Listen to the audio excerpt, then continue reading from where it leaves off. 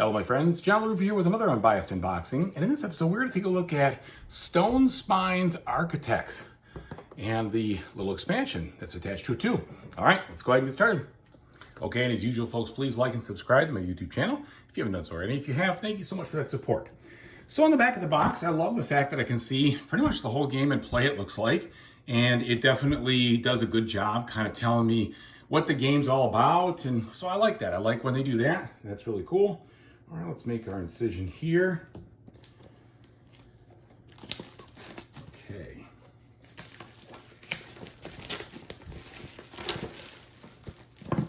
All right, and now we'll set those cards aside for a moment. Let's go ahead and see what we've got in the box. All right, it starts with the rule book here. I did glance through this. Seems pretty straightforward. In regards to gameplay, it is a card drafting game, and the rules are pretty easy for me to follow along with, at least. So we've got the setup, we've got how to play, you've got kind of the placement rules and how the kind of the scoring works, and then you have the solo play, and the game changes, the final scoring, and I believe there's 4 different, actually, you know, I don't know how many different. If it's beat your own score, you definitely are playing against, it's not beat your own score, you're definitely playing against this guy, Jael. So he gets a score, you get a score, so it's not beat your own score, pardon me. All right, then we've got a little catalog for all their games, I'm guessing here. So you got all this stuff, you wanna check it out. Let's take a look at the components. All right, so we've got some nice colored components here. The cardboard is, I'd say, on the medium side, maybe medium thin, a little bit there, but it seems rigid enough. Doesn't feel flimsy. And here is the 2-player board and then the solo board right here. We've got our wooden components with these entrances and exits, the score pad, some places to put our different components, more wood components here. And it looks like with player colors is my guess, but I could be wrong. No, it doesn't look, well, maybe. Probably player colors. Yeah, it's going to be. All right, let's check out the card quality since this is a card drafting game. And I will let you know what I think if you should or don't need to sleeve. As you all know, I am a sleever regardless, so I'll be sleeving up these bad lads no matter what. All right, so the cards have a little texture on them. And I'd say they're on the medium thin side, maybe the thin side. I think you may want to sleeve these. They definitely don't feel too rigid. So there you have it. Now, those all seem very functional. No real artwork on those. These are the different goals that you can score and ways to score. So those are all pretty functional. Little bits of art and iconography more than anything else.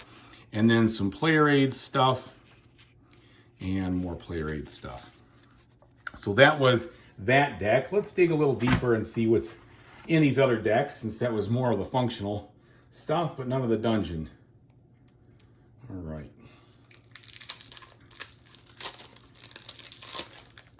Now, these have a little bit more artwork on it because this is what you're getting inside your dungeon. And all these things have specific uses, right? These are different types of monsters that you'll find in there, different traps, treasures, the amount of gold that it'll be worth, etc. And I think the artwork looks just fine for this type of game. Very easy to read and see, but colorful nonetheless. And then here we have your different goal, like the scoring cards of how you get a bunch of points for matching up these different things. Up to 8 of the different things gives you 20 points. And then more, these I think are the shared goals. And then this is for the solo players. So it kind of tells you what he's got for gold, what he's going to do. And I think that's more along the scoring in particular. I didn't read deeply into the solo rules. All right, and then the last deck here. See if it's any different than the one we just looked at. Okay, so we have plenty more dungeon types of cards here, etc. And then maybe these are different colors, so I don't know if these are any different. Oh no, they're just, it's a different icon up here. It doesn't look like anything different. Okay, Now, what do we get in this little deck that was attached? Let's separate this without making not without damaging them. All right, it's not going to be easy to do since they taped it. Oh, I don't want to bend these. All right, let's do it a different way. Let's see if we can slice them open and get it from that angle. Okay, there's some success with a slice. All right. Rip the package, not the cards. That's my motto. Okay, here we go. What do we get here? Well,